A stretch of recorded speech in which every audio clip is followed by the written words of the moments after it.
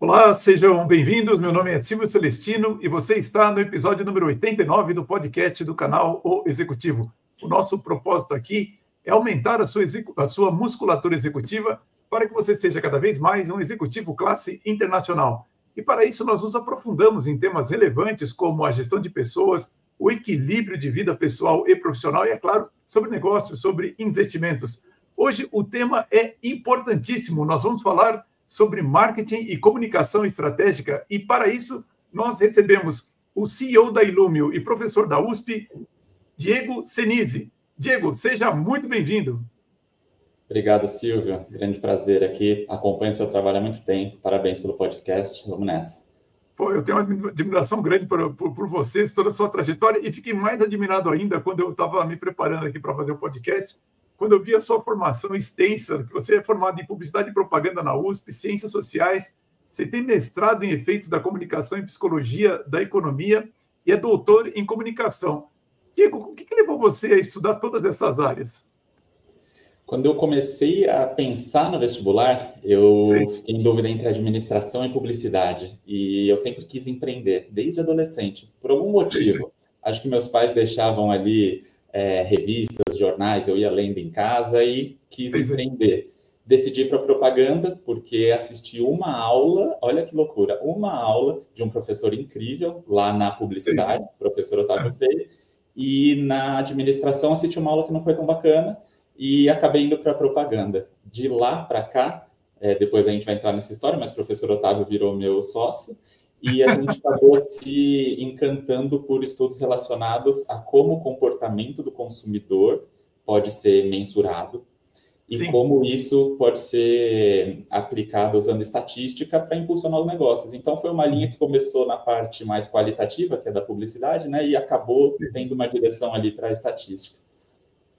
Nossa, que interessante. Então, você conhece o Otávio desde a hora que você entrou na faculdade? Faz muito tempo, então.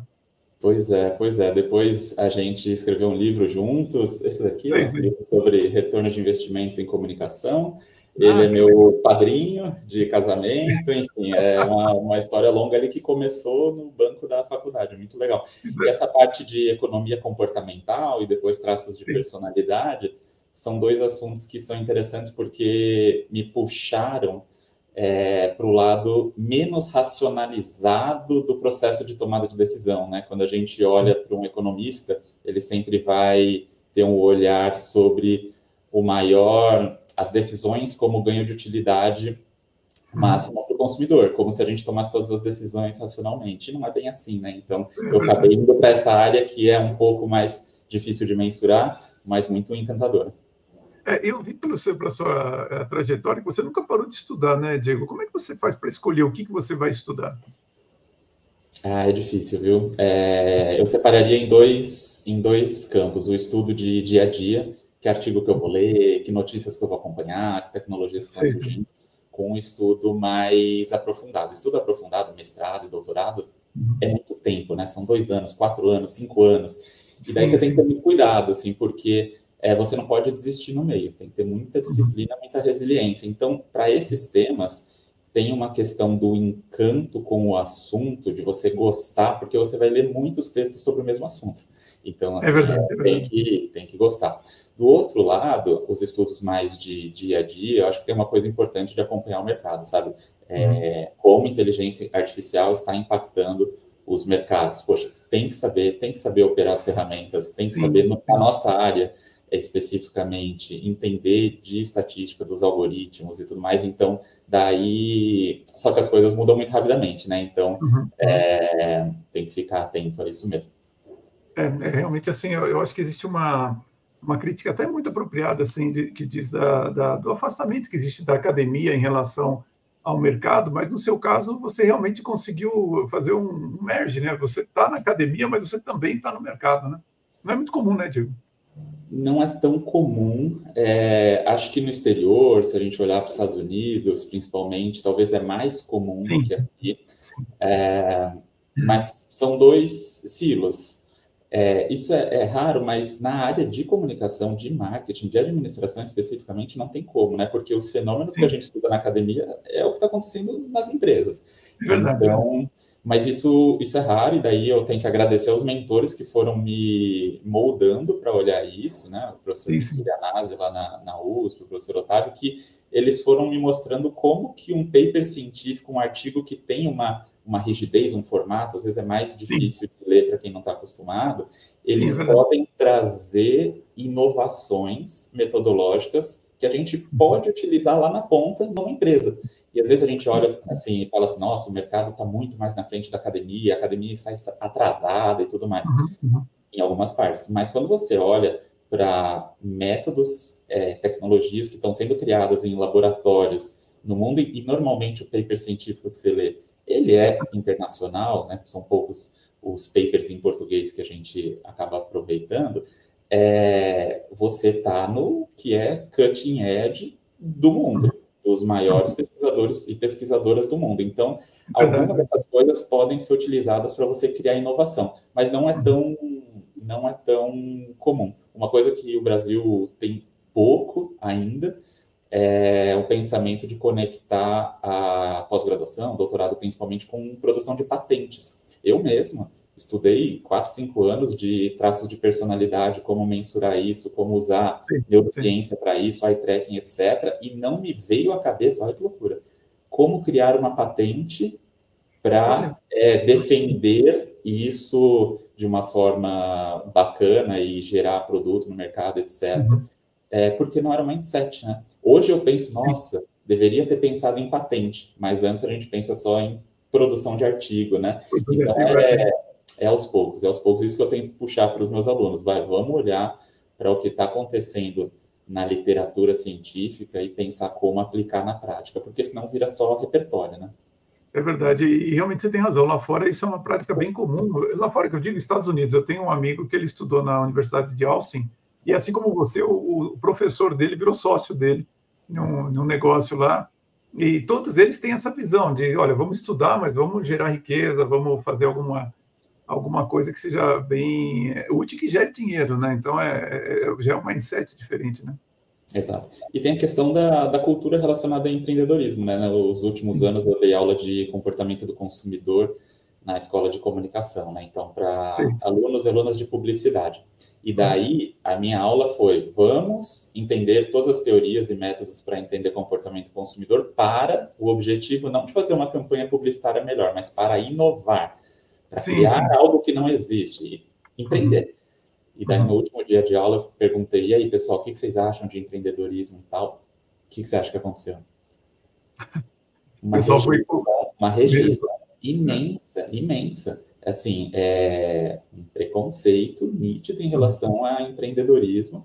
E uma aluna que falou assim, Diego, se for para vender a alma para o diabo, eu prefiro trabalhar no banco tal que eu trabalho, porque lá meu salário pinga todo mês. Eu falei, nossa, mas se você empreender, quem que é o diabo, né?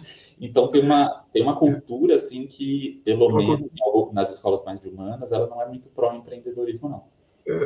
Na verdade, as pessoas relutam um pouco em falar sobre esse tema, mas nós vivemos uma guerra cultural, e essa guerra cultural tem uma série de perspectivas, e uma delas é uma perspectiva negativa com relação ao empreendedorismo, com relação ao próprio capitalismo em si, né? Então, a palavra meritocracia, meu Deus, assim, então, assim, era um tema que, apesar do meu ímpeto, como eu sou empreendedor e cientista na academia, eu falei, vou fazer isso, os alunos vão gostar. Eu acho que de 30 alunos, 3 levantaram a mão e falaram, professor, eu imagino empreender algum dia na vida. Eu falei, caramba. Não, é pouquíssimo, né?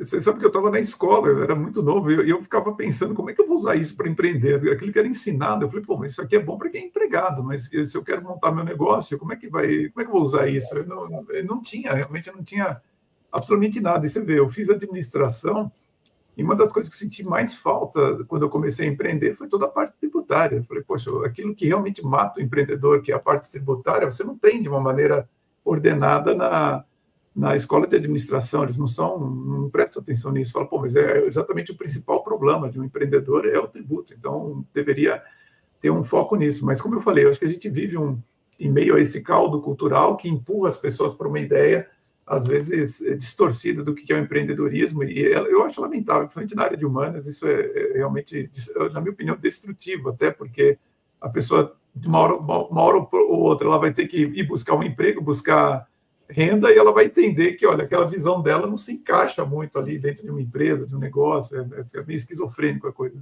Sabe que eu tenho gêmeos de 7 anos de idade, né? Dois Sim, meninos. sim, E sei, aí claro. eles perguntam o que eu faço no trabalho, eu falo que o pai vende a matemática. Eles perguntam, pai, mas quem quer comprar a matemática? E, e daí eu explico, a gente vai no restaurante, fala, olha, quantas mesas tem que ter, quantos garçons, quanto que ele tem que comprar de macarrão, etc., para Sim, fazer a conta, para ver se vai sim, sobrar dinheiro ou não, mas essas pequenas interações e as histórias que eu tento ir contando, acho que vão caminhando para uma consciência sobre empreendedorismo, gestão, etc., como uma coisa bacana, se bem feita de forma ética. Então, isso eu estou tentando levar para os meus alunos também, para os meus colaboradores, com certeza. Lá na Ilume a gente tem um dos principais valores é ímpeto pelo conhecimento. Você não precisa saber tudo. Ter o mestrado, sim, doutorado, não, mas precisa ter a gana de correr atrás e sentar a bunda na cadeira e ler por muito tempo, e sim. é difícil. E outra é empreendedorismo, assim, cara, não pode ter medo de tentar algo novo, senão, assim, a gente vai ficar fazendo as coisas como eram feitas 20 anos atrás. É, claro, né? Você tem que ter muita atualização. E é interessante você falar de matemática. Eu, quando era jovem, eu fiz um curso de matemática que chamava-se Matemática para a Vida, do professor Aguinaldo Prandini Riccieri. Ele era da USP, inclusive, ele é professor de física e da Poli, se não me engano, e ele era diretor de propulsão do ITA, né? E no ITA, né? E ele, assim, ele trazia a matemática para os dias atuais. E é impressionante como as pessoas não têm noção de onde da matemática está em todos os lugares e muito bem aplicada. Aliás, no Brasil a gente tem falta disso, porque lá fora a matematização das operações de tudo é uma coisa assim meio óbvia, né? Todo mundo sabe que isso tem que ser feito. E aqui no Brasil que as pessoas às vezes relutam um pouco em compreender isso, né? Então é uma pena. Diego, preciso fazer um agradecimento aqui para você, porque quando eu estava analisando o seu LinkedIn, eu vi que você colocou que você fez coaching comigo. Eu falei, pô, mas que honra tá no currículo do Diego, porque seu currículo realmente é impressionante. E Não, sabe, sim, foi alguns anos atrás, né, num momento em que a empresa começou a crescer bastante, se estruturar, muitos colaboradores, níveis de gestão, daí tem gerente, tem analista, aquela coisa que é a transição lá do empreendedor para um empresário, para um gestor, sim, e, e realmente eu precisava, eu nem sei quem me indicou, como a gente chegou a se conhecer, mas eu realmente precisava de apoio para organizar a cabeça em relação a várias coisas relacionadas à liderança, a sim. delegar, a pensar a cultura e tudo mais, e foi um período muito, muito importante, assim, foi bem bacana. Depois Não, li o livro, enfim, não, para mim é quando eu me sinto bastante desafiado, né? Alguém que fez doutorado, já tive outros clientes também. Nesse momento estou dando treinamento para um presidente de uma associação que também ele tem doutorado. Aliás, ele tem pós-doutorado, inclusive, em biologia. E realmente assim são cabeças incríveis que eu lamento muito assim. Às vezes eu falo, poxa, são essas pessoas que deveriam estar sendo entrevistadas para conhecer assim pessoas que realmente estudam, como você, por exemplo, que faz essa articulação da academia com o mercado. Acho que isso faz muita diferença. Para mim foi uma honra ver meu nome ali no seu currículo. uma honra para mim. Não, muito obrigado. E eu queria saber como é que foi então o início da sua carreira profissional. Você passou por várias agências, se tornou professor. Você imaginava que você ia se tornar professor? Não? Não, eu sempre quis empreender e o caminho da agência, eu fiz empresa júnior, que é uma coisa bem bacana Você de fez algumas empresa júnior? faculdades, e daí fui financeiro na empresa júnior, trabalhava com os números e tal, Olha só. e depois fui trabalhar em agências de propaganda, né, Sim, sim. agências grandes aqui de São Paulo, né, então a Léo Burnet, a FNASC, a agência Clique, que hoje chama Isobar, sempre Sim, na sim. área de planejamento estratégico e depois métricas, analytics, etc. Sim, sim. O que foi bacana para entender o que é o mercado de comunicação, de agência, que é o rumo que muitas pessoas de publicidade tomam, mas que Uhum. também foi muito importante para entender que não era o rumo de carreira que eu queria. Eu acho que Sim, sim.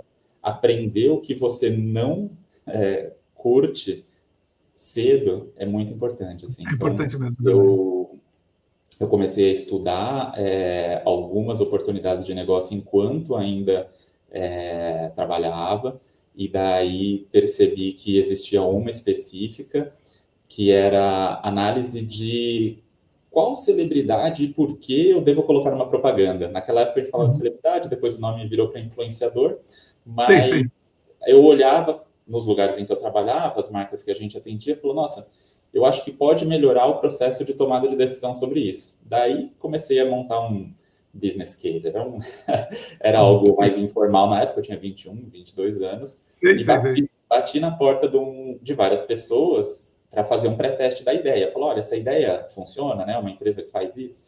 Uma das pessoas que eu bati na porta foi o professor Otávio Freire, e que eu fui pré-testar a ideia e ele falou, mas você não quer um sócio? Eu falei, eu vim só para testar a ideia, fui testar a ideia e saí com um sócio. Nossa, que maravilha. E daí a gente começou a empreender no café da USP mesmo, sem escritório, sem padrinho, sem investimento nenhum. E depois começou a avançar, né? Isso que era celebrity endorsement acabou virando mensuração de retorno de investimento, machine learning, depois inteligência artificial, mas a gente foi caminhando para uma área de expertise que a gente chama de marketing effectiveness, ou seja, quais são todos os métodos possíveis que podem ajudar os investimentos de marketing a serem mais eficazes. Isso começou com a sementinha das celebridades. Eu digo que eu errei em cheio, porque eu achei que a empresa ia ser só as celebridades, que é o Persona, o produto que a gente tem. Ele continua existindo, é super legal, mas expandimos muito o portfólio, principalmente por causa do livro, né? A gente tinha escrito um livro, ali eu tinha 20 e poucos anos, o Otávio uns 35, escrevi um livro sobre retorno de investimentos em comunicação, que era uma área que estava começando a se estruturar no Brasil e uma tendência internacional grande, né? Então, por causa disso, a gente expandiu o portfólio. E a parte relacionada à academia foi inevitável em relação ao rumo da própria Ilumia, porque eu lidava com o professor Otávio, com o professor Evandro Lopes, que é um baita professor hoje, coordenador do mestrado, doutorado lá na SPM. Então, gente muito boa que estavam fazendo as consultorias na Ilumio e colocando em mim cada vez mais um mindset de, olha, conhecimento científico pode ser aplicado, vai tornar o trabalho mais rigoroso e mais inovador. E isso daí foi uma maquininha que foi moldando minha cabeça para fazer mestrado e doutorado e daí também lecionar. Quer dizer, essa passagem de você como empregado para empreendedor, ela foi, vamos dizer assim, uma realização de um objetivo seu já, né? Quer dizer, você não teve muito essa questão de dúvida, alguma coisa assim, você já queria empreender, então. Eu queria empreender. O mercado publicitário, para quem fez publicidade, ele é sexy, né? Ele é bacana, eu trabalhava em agências legais, mas tinha um ponto que era muito importante para mim, que era eu olhava para cima para os principais líderes, não só das empresas onde eu trabalhava, mas de outras também, e eu não queria ser como eles. Falando, nossa, eu não vou passar 30 anos da minha vida para... Sabe quando você pensa, os americanos chamam de role model, né? Falou, poxa, essa... Sim, claro. E daí eu não me identificava, isso foi muito importante, né? Porque eu sempre quis empreender. Entrei numa carreira que é a esperada, né? Para quem é publicitário. E comecei a olhar para cima e não quis... E daí foi inevitável. E daí qualquer outra... Hoje eu tenho consumido biografias, né? De empreendedores. E daí quando eu olho essas biografias, olho para essas pessoas, e daí eu olho, poxa, Charlie Munger, enfim. Você fala, caramba, eu quero ser como essa pessoa. O que eu posso aprender com eles? E daí era um rumo que na adolescência eu já imaginava empreender. Sabe uma coisa que me influenciou bastante? E que... acho que eu nunca falei. Aos 14 anos, 15... tinha lançado pela primeira vez o livro do Robert Kiyosaki, O Pai Rico, Pai Pobre. Você leu aquele livro? Ele tem uma página que ele faz. Por acaso, alguém me deu, e tem uma página que ele fala a diferença entre um empregado, um autônomo, um empresário e um investidor. De uma forma super básica, hiper simples, assim. Sim. E daí... E aquilo foi muito marcante. Eu falei, nossa, e ele chama de corrida dos ratos, etc. Isso, exatamente. E foi muito marcante. Eu falei, nossa, eu tenho que tentar ser investidor e empresário. E não é uma trajetória assim, até quando você abre a empresa, você começa, se trabalha tanto, e se você tirar a mão do trabalho, a empresa morre, né? Na verdade, você é um autônomo. Exatamente. Né? Então, aquela ideia é uma das poucas ideias que me acompanha desde a adolescência até hoje, no sentido de, poxa, você trabalha para quê? Para entrar naquele quadrante e o seu principal ativo, que ele fala, é a sua inteligência, e você trabalha para aprender e para criar ativos, não para pagar a conta do mês. E essa mentalidade, ela foi bem importante assim, para mim, e na hora que eu pensei em empreender, acho que tudo isso já estava construído em mim, e daí era só viabilizar. Morava com os meus pais, não tinha conta para pagar, falou, essa é a hora certa. Se der errado, tá tudo bem. Nossa, mas que interessante, Diego. Eu confesso que eu pensei que o livro Pai Rico, Pai Pobre fosse ser adotado em escolas no Brasil, até pela clareza que ele dá com relação ao mundo financeiro. E hoje eu vejo assim que isso não aconteceu, e até acho bastante decepcionante, porque eu vejo as pessoas achando que estão aprendendo inteligência financeira, mas de uma forma totalmente equivocada. E foi graças a ele, infelizmente, eu li o livro dele tarde, eu li em 2000, né, o livro dele. E naquela época já estava em crise a área de computação, que era a área que eu estava, mas foi muito interessante porque eu estudo sobre o sistema financeiro internacional hoje há mais tempo do que eu estudo sobre liderança, acompanhando ciclos econômicos e tudo mais. E foi graças ao livro dele, porque no começo eu achava o livro dele muito simples, assim, eu falei, poxa, mas isso aqui, né, uma coisa muito simples e tal, não vai, é importantíssimo, acho que como mindset, como estruturação da sua visão do sistema, de quem é você no sistema econômico, que agente econômico você é, acho que isso daí é espetacular, realmente, de você saber, acho que é o princípio até da vida adulta, para você saber exatamente quem você é. Mas o que aconteceu é que, ao longo do tempo, eu percebi que o projeto dele era justamente ir acrescentando outros livros, alguns até muito repetitivos em termos de ideia, mas outros autores também. E um autor dele que eu acompanho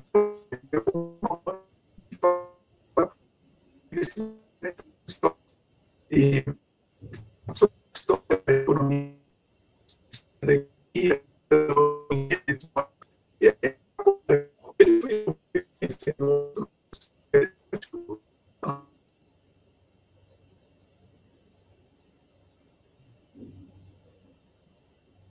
Você está me ouvindo, Diego? Oi, Silvio. Travou os últimos 5 segundos. Espera só um minutinho que eu dei uma pausa aqui na gravação. Espera aí que eu já volto, só um minutinho. Tá. Eu olhei aqui, acho que minha internet está ok. Mas eu acho que... Deixa eu ver aqui.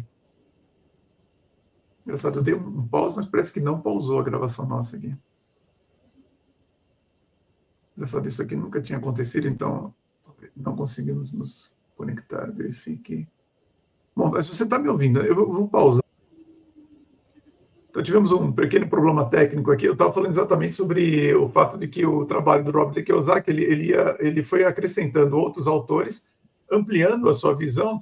E quando eu cheguei no Mike Maloney, eu vi que realmente esse cara entendia muito de história da economia, história das implicações, desde quando surgiu as moedas até hoje, o que aconteceu, o que gera inflação e tudo mais, sistema financeiro internacional, bancos centrais.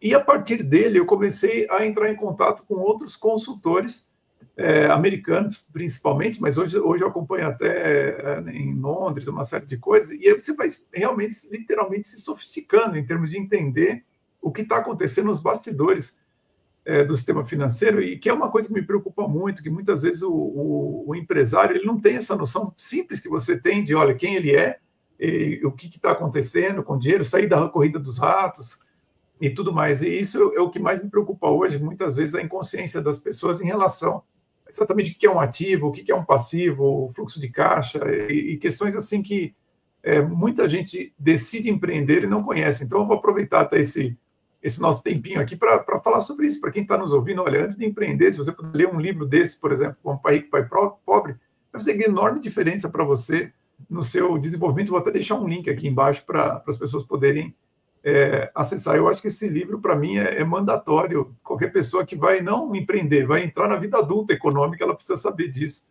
o que ela está fazendo.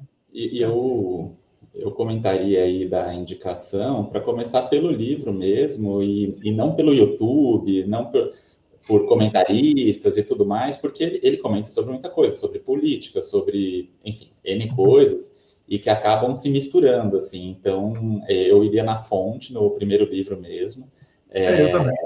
para ter ali o básico. E tem muita gente, assim, que chama de autoajuda financeira, uma coisa... E, na verdade, não, assim, tem princípios que são poucos e bons, mas que são ideias que você carrega por muito tempo, assim. Sim, sim, não, é muito útil. E é interessante você falar isso, porque, de fato, com o tempo eu percebo bem aquilo que Sócrates observava, né? A pessoa conhece de um tema, mas aí ela começa a falar de outros temas que ela não domina, né? Então, eu vejo muito isso. Ele fala realmente hoje muito sobre quando que a Bolsa de Valores vai quebrar. O Mike Maloney, por exemplo, ele é excelente, tudo isso que eu falei, mas às vezes ele começa a falar sobre geopolítica, e você percebe que ele não entende nada de geopolítica. E, e eu acompanho um outro trader que chama Gregory Mannarino. Esse cara entende muito de mercado financeiro e da correlação do mercado de títulos públicos com a Bolsa de Valores. Ele falou, olha, não vai quebrar por causa disso. Quando isso acontecer, a Bolsa quebra, mais ou menos como a gente está passando hoje, né? E, ao mesmo tempo, esse cara aí ele inventa de falar de religião. Aí também dá uma confusão danada. Eu acho que tem uma coisa dos nossos tempos que todo mundo está na internet, todo mundo tem audiência e é uma coisa importante, sim, mas parece que todo mundo tem que ter opinião sobre tudo, né? Daí, eu acho que essa é uma das coisas que até me dá bastante tranquilidade, assim, em relação a quando me pedem opinião sobre algo, que assim, olha, das coisas que eu domino, que eu estudo, eu vou dar bastante opinião. Das coisas que não, eu vou ler, vou ouvir, mas assim, a minha opinião não é tão qualificada. A coisa mais sensata a fazer, você ter uma noção de qual é o seu nível de conhecimento a respeito de cada assunto. Você dizer, olha, eu estou estudando filosofia, o meu filósofo ele fala assim, olha, você tem o direito de falar 1 minuto sobre cada assunto em relação à quantidade de livros que você leu. Então, se você leu 1 livro, você pode falar até 1 minuto. 2 livros, 2 minutos, e assim por diante. E realmente eu falo, bom, é verdade, a nossa tendência é achar que todas as opiniões são válidas. Você fala, não são. Além delas serem desproporcionais, nem toda opinião é válida, porque o pessoal fala muita bobagem sobre muitos assuntos, né? Não tem o que dizer. E, Diego, e como é que você articula a sua agenda sendo CEO e professor ao mesmo tempo? Como é que você organiza a sua agenda para dar tempo de estudar, dar tempo de preparar as aulas, e ao mesmo tempo você cuida da Illumio? Olha, eu tenho que ter bastante disciplina em relação à minha agenda. Então, pelas manhãs, bem assim, às 5h15 eu acordo, às 5h30 eu leio, eu sento na padaria, leio, 6h30 eu estou fazendo esporte, e daí de manhã eu faço coisas importantes. Então, seja de planejamento, seja de conversas importantes com a equipe, finanças, etc.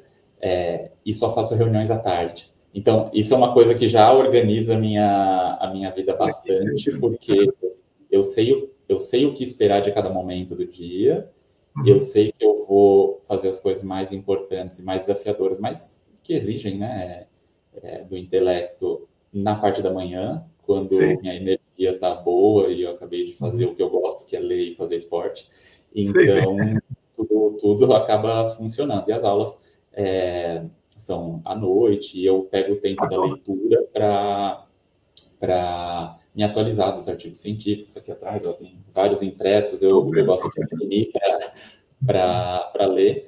Então, eu tento organizar dessa forma, assim, e na prática, eu lembro que é uma das coisas que você falou bastante nas nossas sessões juntos, que na medida em que você começar a delegar, as coisas vão piorar antes de melhorar, né? Por quê? Porque você vai gastar mais tempo, né? Você gasta tempo para passar, para fazer junto, para depois avaliar, para depois você ganhar tempo. Então, eu tenho bastante isso comigo, que apesar de hoje ter bastante time, bastante pessoas, sócios, colaboradores que eu consigo confiar, tem essa jornadinha aí de delegar de uma forma bacana para acompanhar os resultados depois com mais tranquilidade, mas pior antes de melhorar. Essa é uma das coisas que eu carrego bastante comigo aqui de como conduzir.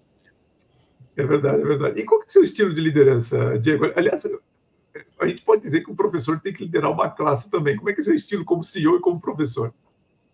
Olha, como CEO, eu acredito que eu tento puxar bastante pela pegada do empreendedorismo. Eu tento passar o máximo o brilho no olho de para onde a gente está indo daqui 5 anos, onde estaremos e por quê, porque isso é diferente, é bom, é encantador, porque, na verdade, a gente fala que o empreendedor está sempre vendendo, né? Ou vendendo para cliente, ou para investidor, ou para o próprio colaborador.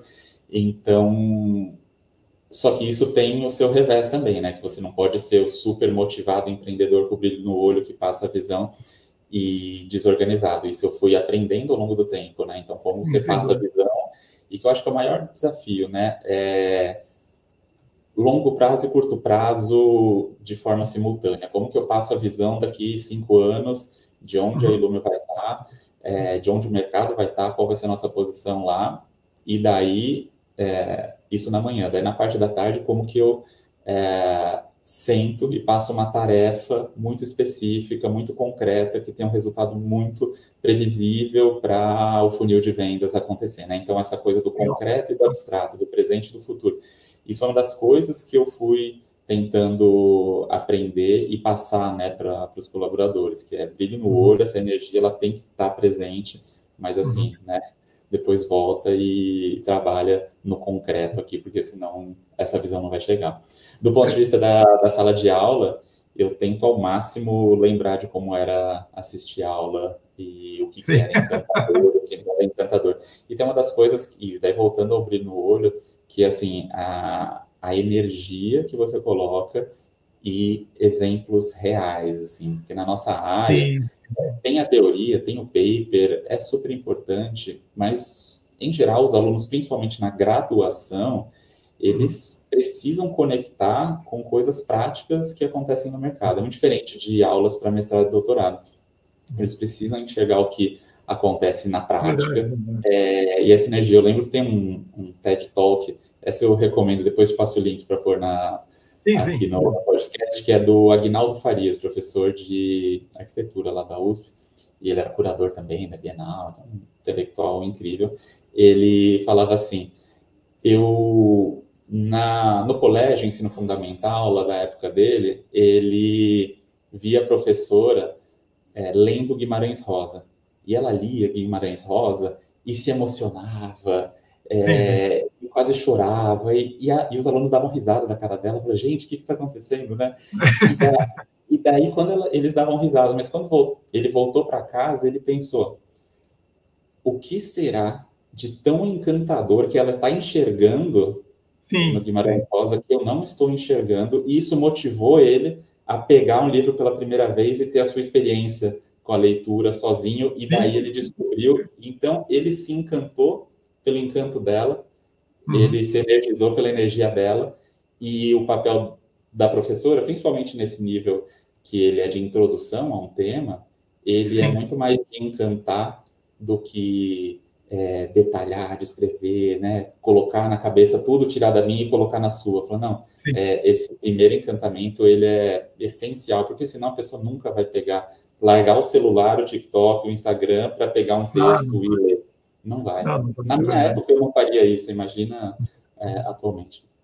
Não, eu lembro assim, eu fiz Escola Técnica Federal de São Paulo, né? Então, a gente estava lá para aprender eletrônica. Coitado dos professores de biologia, de artes, assim.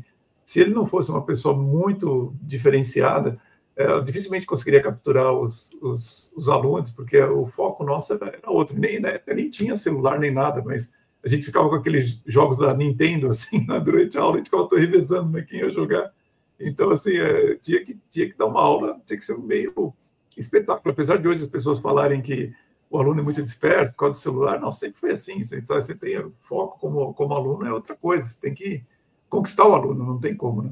E pensando em comunicação e negócio do dia de hoje, se a gente for olhar para o YouTube, tem cases incríveis, assim como o Manual do Mundo no exterior, o Mark Roberts, são caras que pegam temas da física, da matemática, da biologia, etc., transformam em algo muito legal para as crianças.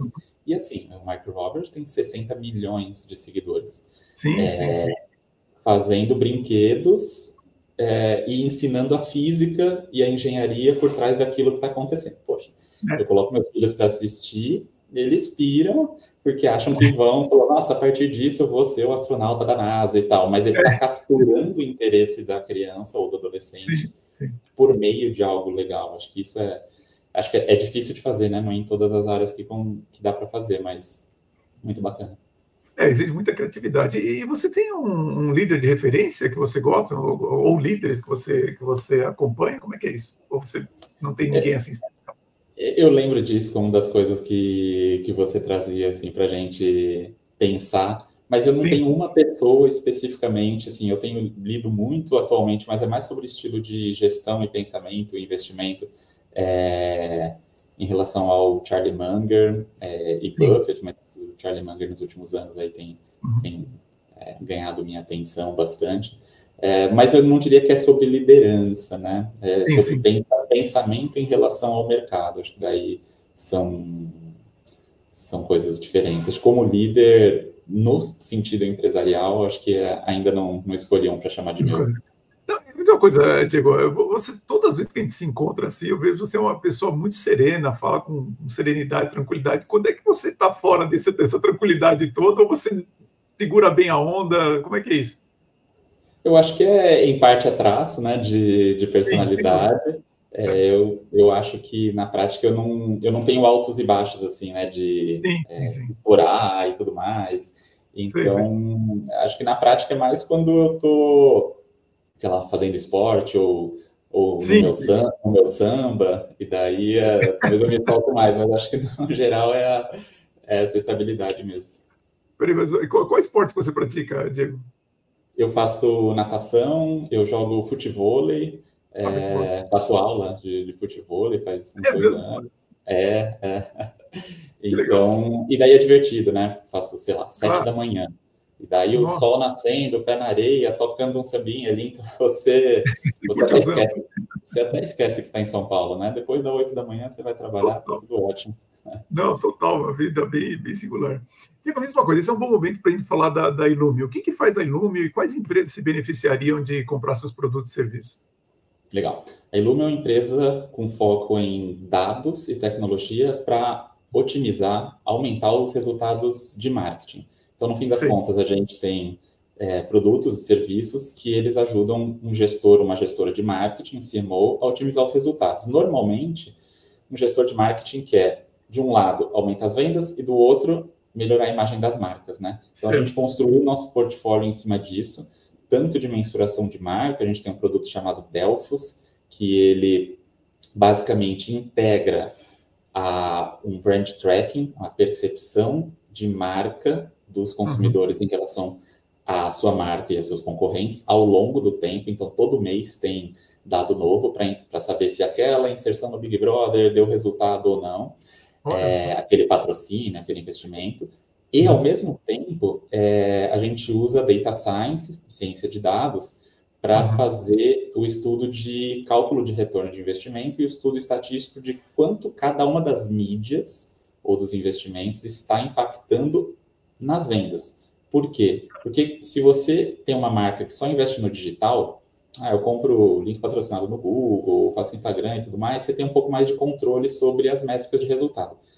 Se você tem um mix um pouco mais integrado, faço rádio, faço TV, faço aquele relógio de rua, out of home, etc., você já começa a perder um pouco o controle de onde está vindo o resultado. Está dando certo ou não? Então, a gente consegue juntar econometria, esses cálculos estatísticos, do que pesa mais para gerar resultado de vendas, com como a minha marca está melhorando ou piorando na cabeça dos consumidores. E, na verdade, o santo graal ali para o investimento de marketing é aqueles investimentos, mensagens e mídias que cumprem os dois papéis simultaneamente, né? Então, a gente tem tanto software quanto consultoria para conduzir os nossos clientes nessa jornada. Normalmente, as marcas que mais se beneficiam são aquelas que querem quebrar a arrebentação. O que é quebrar a arrebentação? Não sei se você lembra da XP Investimentos ali, que foi nossa cliente de 2016 em diante. Naquela época, tinham N corretoras. Praticamente mesmo tamanho, mesmo modelo de negócio, etc. A XP decolou e as outras ficaram pelo caminho. Esse momento de decolar é onde aumenta-se investimento de marketing, você aumenta budget, você aumenta time, você aumenta mídia, você vai com mais agressividade ao mercado. E nesse momento você precisa de muito método e muita métrica para fazer as coisas certas, porque se você aumenta e não demonstra resultado, no outro ano você vai bater na porta do CEO e do CFO e falar o quê? Não, eu quero dobrar de novo o meu orçamento, quero dobrar... Não, eu preciso de governança de marketing e métricas para conduzir essa jornada. Então, esse tipo de empresa que está avançando em quebrar a arrebentação, aumentando o investimento de marketing, normalmente se beneficiam bastante. E me diz uma coisa, você fala muito em marketing effectiveness, né? Por que as empresas perdem dinheiro com marketing e como fazer um marketing com efetividade? Olha, tem alguns motivos. Primeiro deles, essa cultura de test and learn, eu testo num dia e mudo no outro. O que a gente faz? Eu disparo um e-mail marketing com 2 títulos e daí eu faço um teste AB, uma mídia. Isso no digital ela é muito comum e tranquilo e dá certo. Quando você passa para esse mix mais integrado de mídia, TV, rádio, etc., os testes, eles não podem ser tão rápidos. Você não constrói marca de um dia para o outro, de uma semana para outra.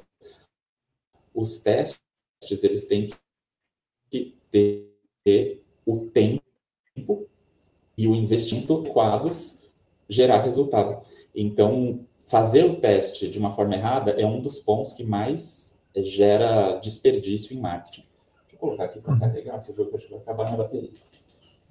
O que aconteceu? Tá bom, nós tivemos um probleminha técnico aqui, estamos falando sobre marketing effectiveness e o Diego vai continuar a resposta. Vamos lá, Diego. Olha, o que faz boa parte das empresas não avançar em eficácia de marketing é fazer testes que eles traduzem para o mundo não digital aquilo que faz no digital. Como assim? Eu faço um teste AB comparando banners ou títulos do e-mail marketing. O que converte mais eu utilizo. Tudo bem. Quando você vai para a mídia offline, TV, rádio, etc., essa jornada de teste ela não é tão rápida. Assim, você tem que dar tempo ao tempo, precisa de determinado nível de investimento, determinado nível de tempo para que o teste mostre resultado e as métricas corretas. Ou seja, aqui você tem muita chance de ter um falso negativo. O que é um falso negativo? Eu fiz um investimento lá no Luciano Huck. E daí, no dia seguinte, eu fui ver se vendeu mais. E acabou que não vendeu mais. E daí eu concluo que o Luciano Huck não dá resultado. Só que, na verdade, eu, como gestor, estou fazendo o método errado, que é olhar de forma apressada, e com o método errado, que é só olhar o Google Analytics, e jump to conclusions, né? Assim, eu pulo direto para a conclusão. E o que significa o falso negativo? Olha o risco para marketing. Eu vou trazer para dentro de casa uma notícia ruim. Olha, investi e deu errado. Só que, na verdade, está dando certo e a gente que não está conseguindo capturar, porque primeiro você melhora a imagem de marca e depois a pessoa tem um ciclo até a tomada de decisão. E você vai tirar da mídia aquilo que está dando certo e ainda não ganhar seu bônus porque o investimento não deu certo. Então, o falso negativo é uma coisa muito séria, né? Em marketing. Então, e tem um segundo ponto, que é escolher métricas erradas. O que é escolher métrica errada? Bom, eu quero melhorar a minha imagem de marca. E eu vou lá e vou olhar só o social listening, os comentários que estão fazendo nas minhas redes sociais ou sobre a minha marca ou nos ambientes da minha marca. Eu vou te perguntar, Silvio, quantos comentários você fez hoje em publicações das notícias que você leu, das propagandas? Provavelmente 1, 2 ou nenhum. Mas você viu muita coisa e comentou quase nada. Ou seja, quem está comentando? Aquelas pessoas pouquíssimas que são muito engajadas. Mas você não pode usar só o social listening como uma métrica de gestão de marca como um todo. Precisa ter a boa e velha pesquisa de imagem de marca que vai acompanhando mês a mês a evolução da sua marca.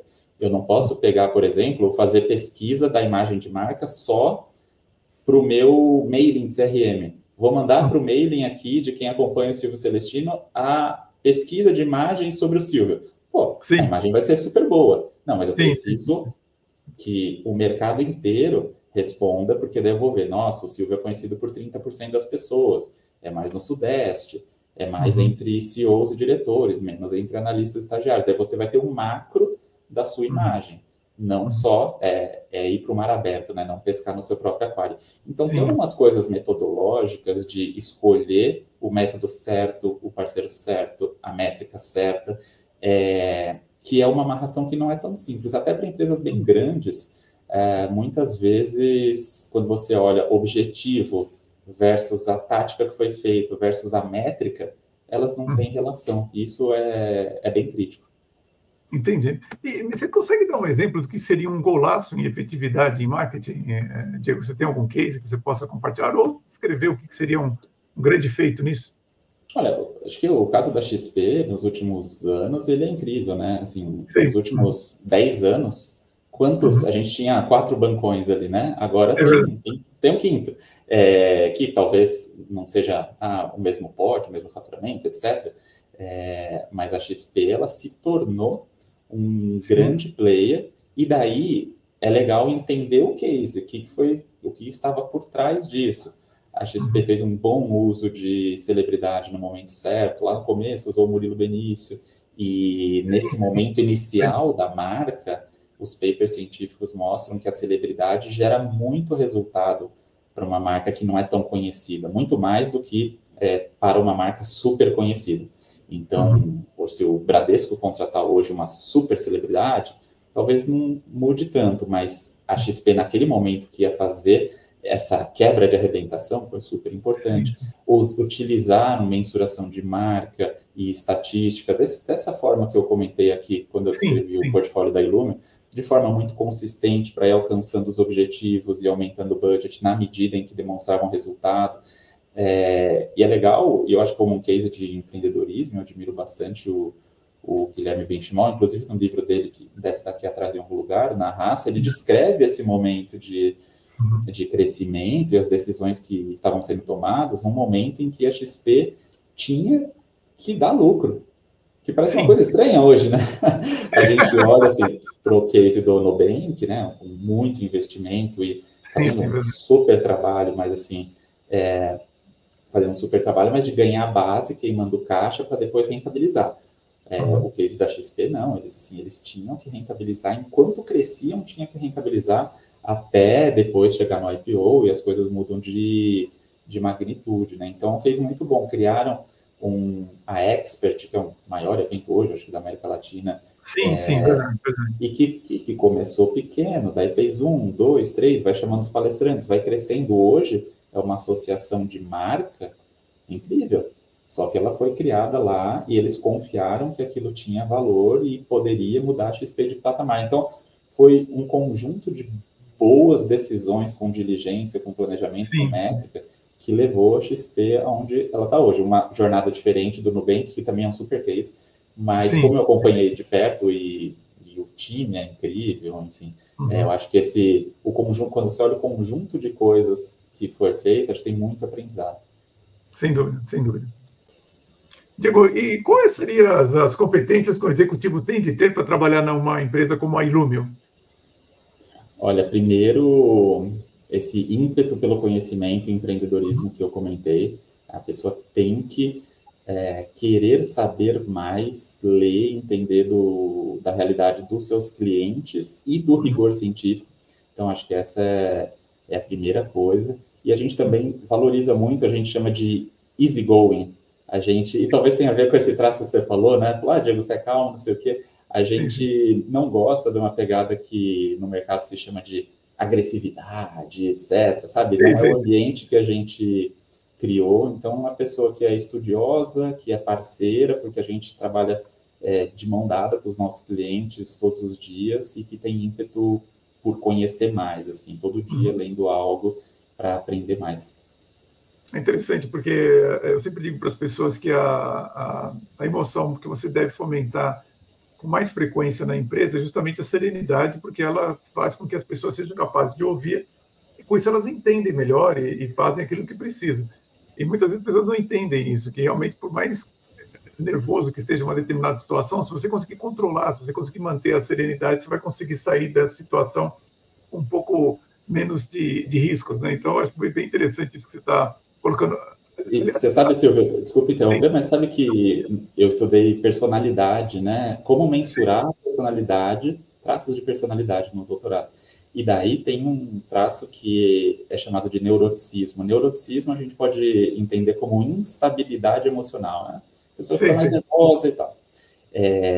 Ele é correlacionado negativamente com o sucesso profissional. Assim, você consegue ver estatisticamente o quanto que a pessoa mais instável ela vai crescer menos na carreira, vai ganhar menos promoções, etc. E como uma pessoa que tem alta conscienciosidade, né, que é a palavra relacionada a foco, disciplina, dada a missão cumprida, organização e tal, é altamente correlacionada com o sucesso profissional. Então, se você... E é uma coisa para você olhar para si mesmo. Tem outro que chama amabilidade.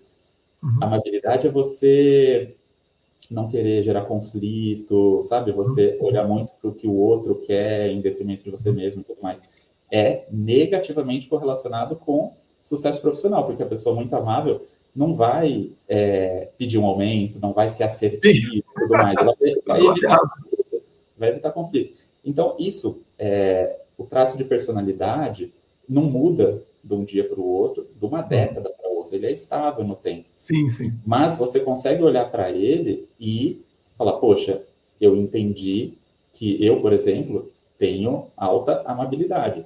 E isso é um problema no sentido de negociação, de assertividade e tudo mais. Então, sabendo disso, eu tenho que treinar para... Eu não quero ser agressivo, mas vou fazer coach aqui possível para eu conseguir ser assertivo com o cliente, com prospects, com colaboradores, porque eu enxergo esse traço e eu tenho que lidar com ele.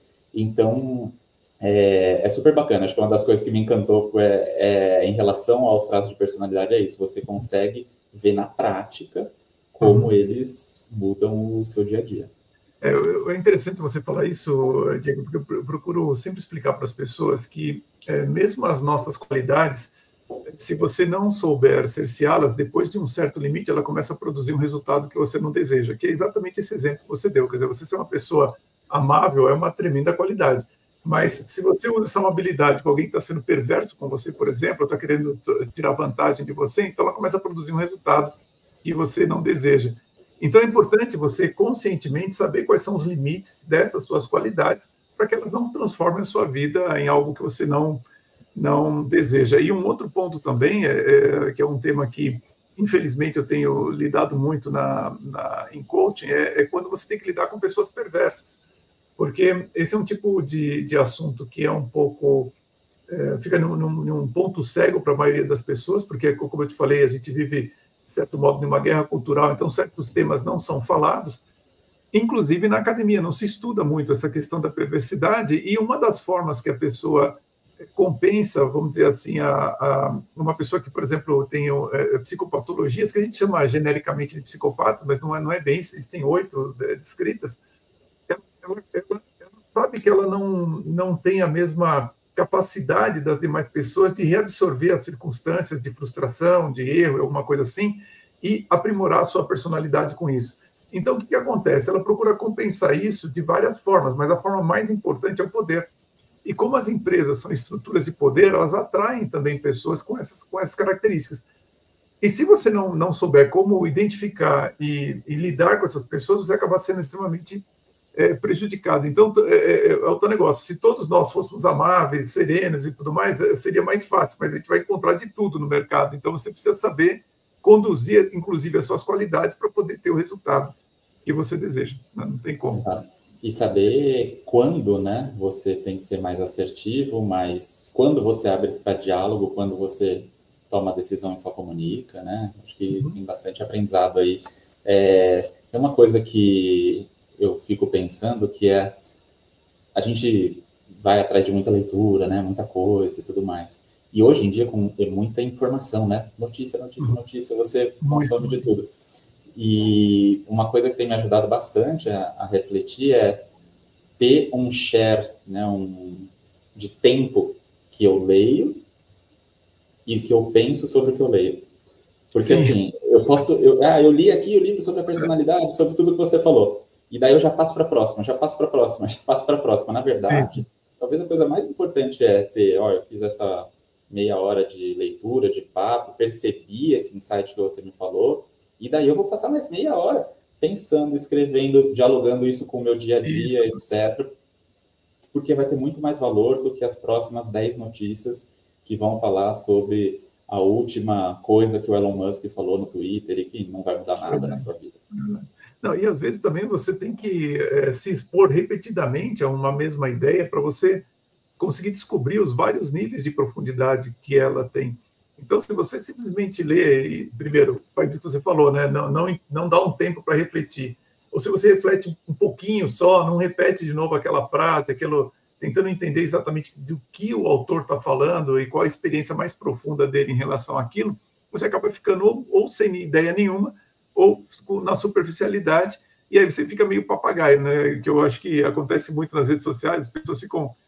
adoro aqueles ditados curtos, assim, né? Eu fico sempre olhando aqueles aforismos, né? Eu fico pensando assim, onde é que aquilo não se aplica, né? E aí eu acho engraçado, porque a pessoa coloca aquilo ali como se fosse uma regra de vida absoluta. E quando você reflete naquilo ali, naquela frase curta, né? Você fala, em tal situação, né? Isso aí não se aplica de jeito nenhum, fica meio cômico de ver, mas no Brasil, particularmente, como as pessoas leem pouco, elas gostam dessas frases curtas, parece que se dão aquela lacrada, assim, que a pessoa está entendendo tudo da vida e tal. Eu falo, cara, às vezes você nem sabe em que contexto que o autor falou aquela frase, e às vezes você está pegando aquilo de uma maneira genérica, e é uma coisa muito específica que ele está falando. Principalmente no mundo dos negócios, a gente pega o que sai na imprensa. Se o Jeff Bezos fala uma frase, não importa, se não importa o contexto, saiu a frase, todo mundo sai comentando, né? Então, sai comentando, e assim, a pessoa tem uma tendência a achar que tudo que o Elon Musk ou o Jeff Bezos fala é positivo, né? E ninguém tem uma visão de falar, não, peraí, isso aí é uma bobagem, isso aí ele não está entendendo e tal. Inclusive, eu fiz um vídeo curto que o Elon Musk estava falando como acabar com a inflação nos Estados Unidos, que ele reduziu o custo do governo americano e tal. Eu acho que o Elon Musk não entende de inflação, porque ele está falando uma tremenda bobagem e tal, não é isso. Mas como é o Elon Musk, né? Então o pessoal acha que quantidade de dinheiro e quantidade de inteligência é a mesma coisa, né? Então é meio complicado de você às vezes fazer uma crítica um pouco mais contundente assim a respeito da pessoa, né?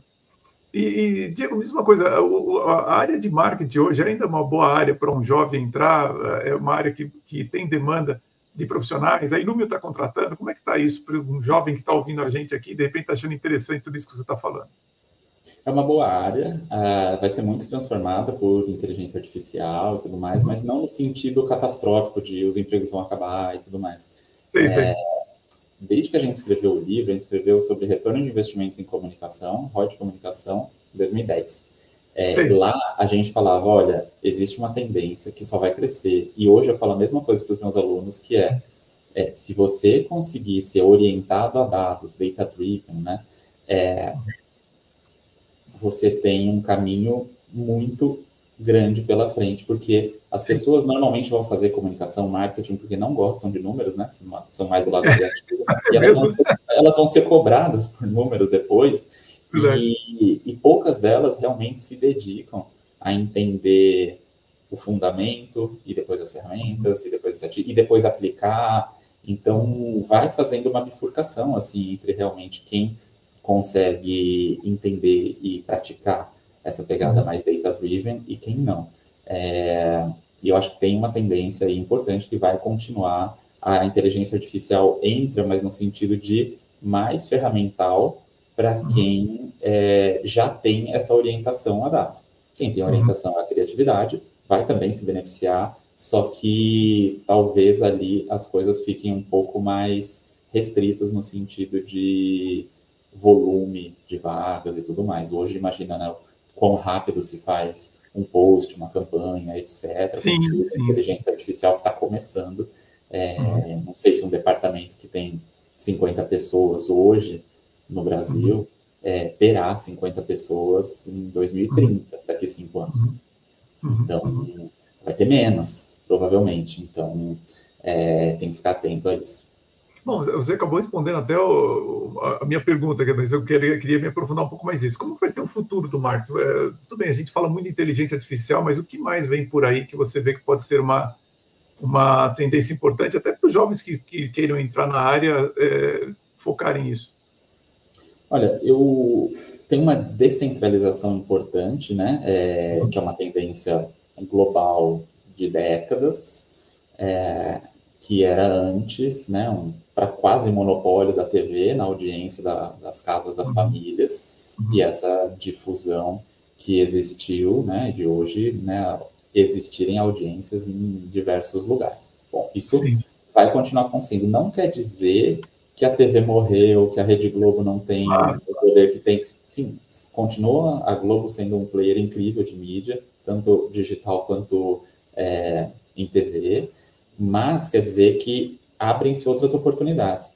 Do outro lado, tem a inteligência artificial e o avanço avassalador de influenciadores e o impacto deles. Sim.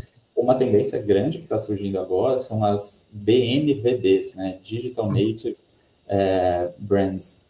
O que é isso? Então, vou dar um exemplo aqui. Então, a Grazi Massafera, ela tem uma audiência de milhões de pessoas, então ela está a um tweet, a um post no Instagram de atingir milhões de pessoas, e ela pode criar a própria marca.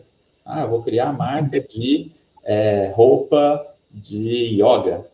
Legal. Por quê? Porque ela tem uma imagem que é congruente com essa categoria, ela tem um acordo comercial com a fábrica, etc. Não precisa ter loja física, na verdade, ela não precisa pagar a comunicação, porque ela em si já é um canhão de comunicação, e gera venda, entrega na casa das pessoas, e tem um modelo em que uma pessoa vira uma empresa, mas não só a Grazi Massafera vendendo a imagem dela no sentido de vender propaganda e vender parceria. Não, ela criou a empresa dela, e isso está rolando e vai rolar cada vez mais. O Primo Rico, o Thiago Nigro, é um grande exemplo disso, assim, é um grande influenciador que até se juntou a outros grandes influenciadores no Grupo Primo, e hoje, assim, tem de tudo, né, no sentido de investimento, educação, etc. Isso me parece que cada vez mais vai crescer. E tem outra tendência que é interessante, que é Media for Equity. É um trade de, poxa, eu estou nesse momento de arrebentação, né? Preciso crescer e tudo mais, mas não tenho caixa, não tenho capital para fazer uma campanha de 50 milhões na Globo por 3, 4, 5 anos seguidos, que é o que vai fazer minha marca crescer. Poxa, vou procurar a Globo buscando uma negociação de Media for Equity, ou seja, a Globo a Globo é um exemplo, tá? Mas pode ser qualquer outra. Se tornar sócia dessa empresa em troca da veiculação, e isso permitir ser uma estratégia de capital, no fim das contas, que permite que a empresa quebre a arrebentação e não fique lutando ali só com pouca mídia e fazendo só mídia digital de performance, porque aqui o teto é muito baixo. Não, muito legal. Diego, a gente já está indo para o final aqui do nosso podcast, mas antes quero convidar os nossos, as pessoas que estão nos assistindo aqui para se inscrever no nosso canal. Daqui a pouco a gente vai fazer a gravação da Conversa Controversa, onde nós vamos falar sobre temas que nós não vamos deixar aqui na plataforma aberta. Já vou avisando, vamos falar sobre o que pode dar muito errado em marketing, algumas outras questões um pouco mais polêmicas, mas fica então o meu convite para você se inscrever. Tem um link aqui embaixo no canal O Executivo. E, Diego, passou muito rápido aqui o nosso podcast. A última pergunta que eu tenho para você na verdade, se você poderia dar uma orientação para um jovem que está nos assistindo, se ele quiser ter uma carreira como a sua, porque a sua carreira é muito interessante, de alguém que foi por pouco tempo empregado, mas foi empregado, depois empreendeu, hoje é empreendedor, CEO, professor. Que dica que você daria para um jovem que gostaria de seguir uma carreira como a sua? Estude muito, leia muito, fique atento a oportunidades, tenha seu caderninho ali de ideias. Eu tenho o meu cheio de ideias que podem virar negócios. Eu acho que é essa energia de enxergar o futuro. É muito legal, mas você só enxerga o futuro quando você tem repertório, conversa com pessoas interessantes, segue pessoas interessantes, toma muito cuidado com quem você segue, quem você ouve, o que você lê, porque isso é inspiração e tem para o bem e para o mal, né? Então, assim, não tem problema nenhum ter uma carreira que seja de empregado, né? Não tem problema nenhum em empreender, não tem nenhum problema nenhum em lecionar, mas, assim, tenta fazer o melhor de si a cada uma das coisas que você faz, né? Isso é Eclesiastes. Faça o melhor de si em tudo que você... Se tiver pela frente um estágio que está te pagando mal, mas por hoje é isso, estuda na hora do almoço e segue em frente, porque a média, no geral, ela é baixa. Assim, você consegue se destacar se você se dedicar bastante. Sem dúvida, eu acho que assim, essas suas palavras eu não apenas assino embaixo, como acho que é importante as pessoas entenderem. Uma vez eu vi um repórter que estava entrevistando um executivo e perguntou, mas que orientação você dá para as pessoas medianas e tal, que estão no trabalho? Ele falou, não, deixe de ser mediano, a primeira orientação, você tem que realmente procurar fazer uma coisa de excelência para você poder chegar lá e realmente se destacar e ser alguém que entrega algo de relevância, não só para a empresa, mas para a sua própria vida. É importante você ter essa ideia de, olha, faça o melhor possível com o que você tem, para que você realmente possa avançar. Diego, queria agradecer muito aqui pelas suas ideias, suas orientações, e, puxa, aqui eu sempre admirei muito, como falei, a sua serenidade em todos os momentos. Acompanhei você naquele momento lá que você estava fazendo o processo de coaching, mas sempre à distância, olhando ali no site da Inúbia, como é que você estava e tal, e tenho uma admiração muito grande pela sua carreira, pelo seu trabalho, por quem você é, no sentido de como um excelente executivo e também como professor. Então, muito obrigado pela sua presença aqui no podcast do canal O Executivo. Obrigado pelo convite, Silvio. E para você também, eu quero agradecer pela sua audiência e fica o meu convite na próxima quinta-feira, 19h30, mais um podcast do canal O Executivo. O nosso propósito aqui é aumentarmos a sua musculatura executiva para que você seja cada vez mais um executivo classe internacional. Um grande abraço a todos e vamos em frente!